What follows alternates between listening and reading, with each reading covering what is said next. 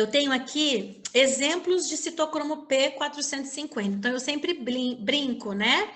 Parece estação de rádio, mas não é. Então, eu tenho a CYP1A2.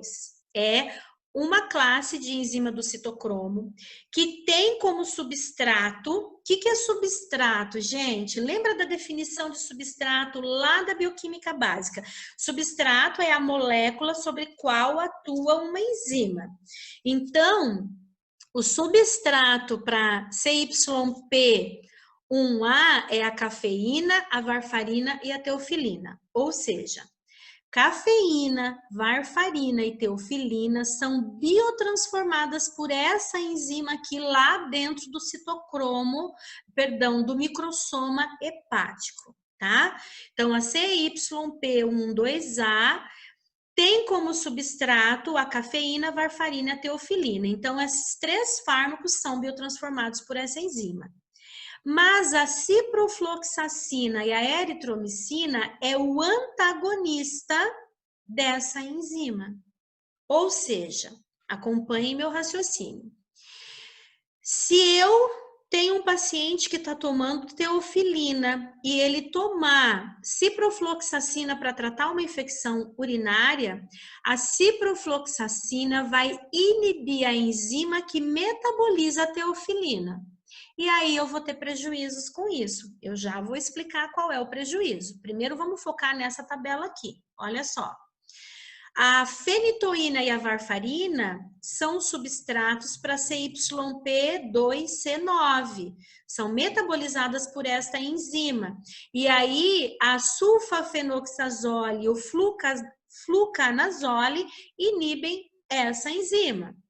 Olha na linha de baixo, a CYP2C19 também metaboliza a fenitoína, tá? Então, a fenitoína, ela aparece aqui e aqui, porque ela pode ser metabolizada por essa enzima e por essa aqui. Então, você tem aqui o substrato e o antagonista, que no caso o omeprazol.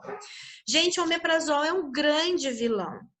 Ele é um inibidor enzimático que vai prejudicar a biotransformação de várias drogas.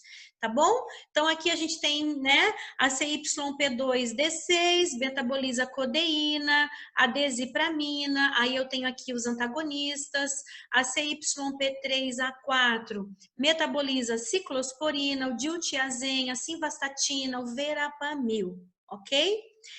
O que isso quer dizer?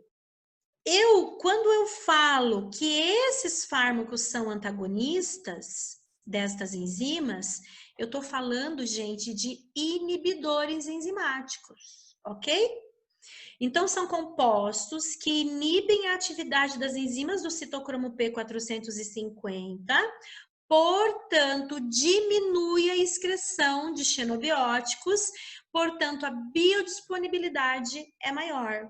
Então, na presença de um inibidor, diminui a atividade da enzima, diminui a velocidade do metabolismo do substrato, ou seja, do fármaco, diminui a velocidade de excreção e aumenta a concentração do substrato no sangue. Olha essa imagem.